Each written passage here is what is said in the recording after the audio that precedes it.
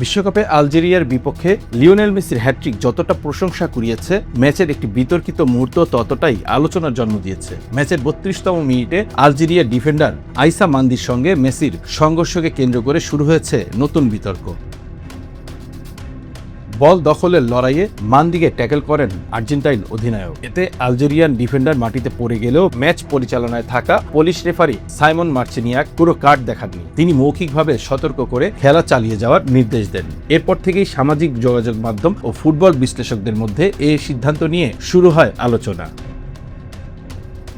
ফুটবলের আইন প্রণেতা সংস্থা IFABর নিয়ম অনুযায়ী কোনো ট্যাকল যদি অতিরিক্ত শক্তি প্রয়োগ, বেপরোয়া আচরণ বা প্রতিপক্ষের নিরাপত্তাকে ঝুঁকির মধ্যে ফেলে, তাহলে সেটি সরাসরি লাল কার্ডের অপরাধ হিসাবে বিবেচিত হয়। সামনে, পাশ থেকে কিংবা পেছন থেকে করা বিপজ্জনক ট্যাকেল যা গুরুতর চোটের কারণ হতে পারে, সেগুলোকে সিরিয়াস ফাউল প্লে হিসেবে দেখা হয়। এছাড়া বলের সঙ্গে সম্পর্কহীন কোনো সহিংস আচরণ বা ইচ্ছাকৃতভাবে অতিরিক্ত বল প্রয়োগের ঘটনাও সরাসরি লাল কার্ডের আওতায় পড়ে। এ ধরনের পরিস্থিতি মূল্যায়নের ক্ষেত্রে রেফারিরা সাধারণত অসাবধানতা, বেপরোয়া মনোভাব এবং অতিরিক্ত শক্তি প্রয়োগ এ তিনটি বিষয় বিবেচনায় নেন।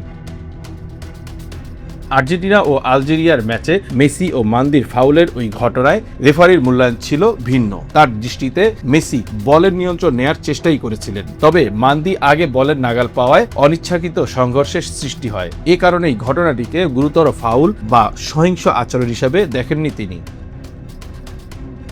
ম্যাচ শেষে বিষয়টি নিয়ে ফুটবল বিশ্লেষক ও সাবেক খেলোয়াড়দের মধ্যেও মতভেদ দেখা যায়। একাংশের মতে রেফারির সিদ্ধান্ত যথাযথ ছিল। তাদের ভাষ্য, প্রতিটি শারীরিক সংঘর্ষকে লাল কার্ড হিসেবে দেখা ঠিক নয়, বরং খেলোয়াড়দের উদ্দেশ্য ও ম্যাচ পরিস্থিতি বিবেচনায় নেওয়াই গুরুত্বপূর্ণ।